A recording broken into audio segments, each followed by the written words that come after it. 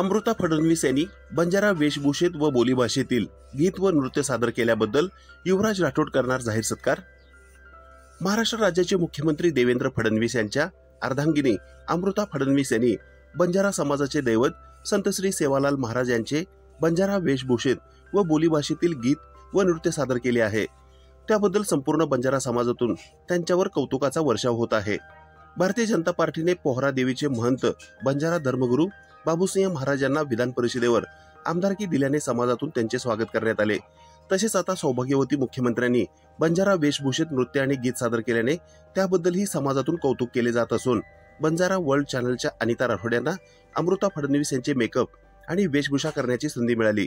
आजपर्यंत संत श्री सेवालाल महाराजांचे गाणे कधीही टी सिरीज चॅनलवर टाकण्यात आले नव्हते, परंतु अमृता फडणवीस यांच्या माध्यमातून हे गाणे प्रसिद्ध झाले आणि पुन्हा एकदा बंजारा समाजाची संस्कृती शिखरावर पोहोचली आहे।